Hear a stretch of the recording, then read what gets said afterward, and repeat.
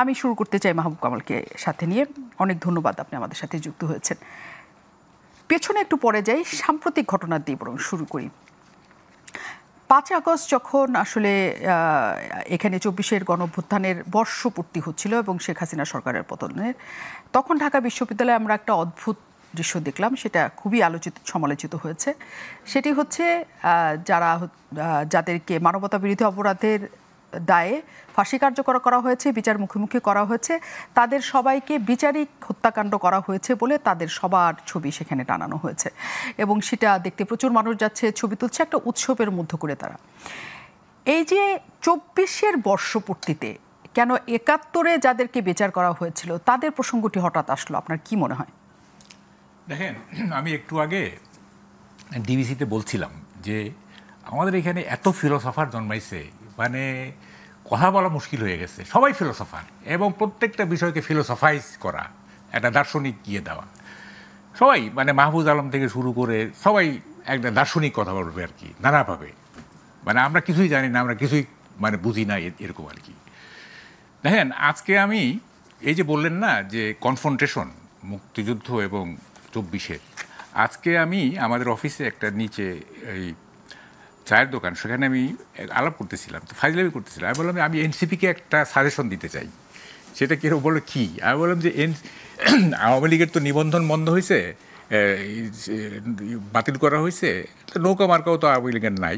NCP যেন নৌকা মার্কা নিয়ে ইলেকশনটা করে, মানে ইলেকশন কমিশনকে বুঝায় টুজায়া করলে হবে কি, গ্রামের অনেক মানুষ যারা নৌকা মার্কাকে মনে করে বঙ্গবন্ধুর দল, তারা ভোট দিবে, এনসিপি জিতে যাবে। হ্যাঁ, তারপরে জেতার পরে বঙ্গবন্ধুকে ছুঁড়ে ফেলে দেবে। কেন মনে হচ্ছে যে নৌকায় জিতে যাবে? সেখানে ওইখানকার মানুষ এখনো নৌকাকেই ভালোবাসে, কেন মনে হচ্ছে এতদিন পর?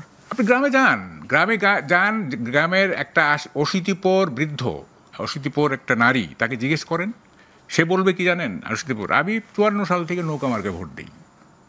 হ্যাঁ, সে বলবে। এবং মানে এই রাজনীতির ঘোর প্যাঁচ তো তারা বুঝে না, গ্রামের মানুষ এই সমস্ত ঘোর প্যাঁচ বুঝে না, তারা একটা ধৈরা আছে যেটা সেইটাই। আমরা তো নাগরিকরা মানে এগুলো করতেছি, গ্রামের সাধারণ মানুষ কিন্তু এরকম না। আচ্ছা দেখেন, এই কি বলে যে কেন এই অ্যাবসার্ড ফিলোসফিটা আপনারা পার্সিউ করতেছেন যে মুক্তিযুদ্ধ থাকবে না বা মুক্তিযুদ্ধের থাকবে না, চিহ্ন থাকবে না? কেন এই অ্যাবসার্ড ফিলোসফি? এটা কি কখনো বাস্তবায়নযোগ্য? দেখেন, মানুষের জীবন কি? মানুষের জীবন হচ্ছে কিছু স্মৃতির সমষ্টি। হ্যাঁ, যেমন আমি আজকে 70-71 বছর, আমার জীবন কি? এই কি করছি না করছি এইসব নিয়ে রাতে বসি।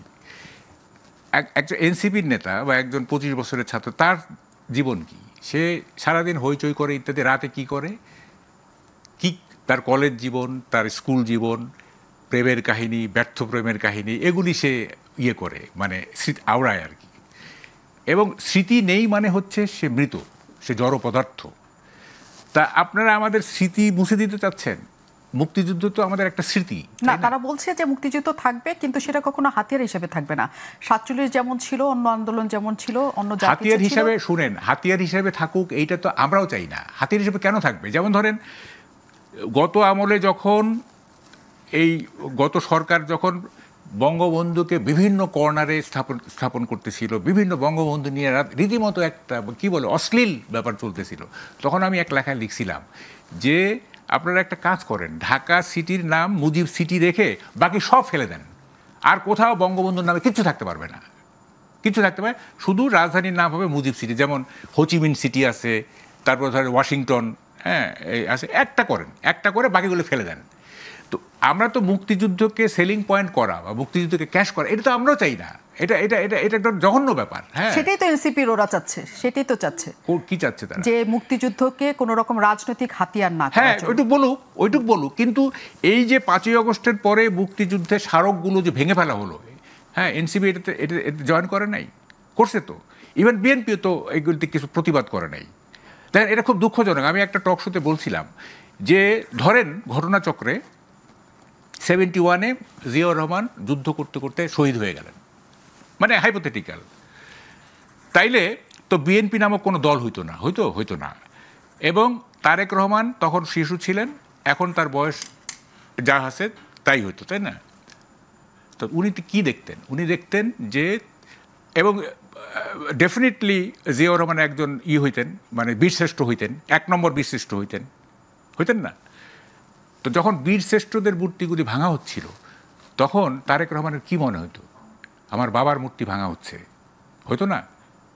অথচ দেখেন এই বিএনপি এতগুলি কাণ্ড ঘটলো, হ্যাঁ, এতগুলি কাণ্ড ঘটলো, কোথাও কোনো ধরনের প্রতিবাদ নেই, কোনো প্রতিরোধ তো দূরের কথা, প্রতিবাদ পর্যন্ত নেই। খুবই দুঃখজনক। বিএনপির প্রতিষ্ঠাতা একজন মুক্তিযোদ্ধা, বীরুত্তম, উনি জেড ফোর্সের সবচেয়ে বড় কথা স্বাধীনতার ঘোষক, মানে ঘোষণা একটা ঘোষণা তো দিছেন উনি, তাই না? ফলে সেই দলটা এই স্বাধীনতার স্মারক এগুলি ভেঙে ফেলা হচ্ছে, হচ্ছে, তাদের কোনো নাই। তো এখন এই যে ব্যাপারগুলো চলতেছে কি কারণে, মানে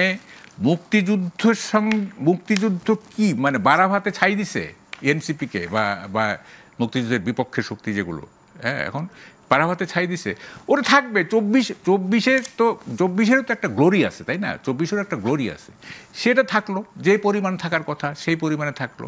আপনার 24-এ আপনার নিহত হয়েছে যদি জাতিসংঘের হিসাব ধরেন তাহলে 1500, আপনার মুক্তিযুদ্ধে তো 30 লাখ, তাই না? তো ওটা তো আরও গ্লোরিয়াস, তাই না? আরও গ্লোরিয়াস না, আরও নির্যাতন, আরও কত কত কত কিছু হয়েছে। তা আপনি ওই এত বড় গ্লোরিয়াস ঘটনাটাকে আপনি মাইনাস করে, 30 লক্ষকে মাইনাস করে আপনি 1500কে গ্লোরিফাই করতে। আপনার কাছে আমি প্রশ্ন রেখে যাই, কেন তাহলে মাইনাস করার একটা, আপনি বলছেন মাইনাস করার চেষ্টা চলছে, তাহলে মাইনাসটা করে আসলে কি লাভ হবে? আমি আপনার কাছে আসব।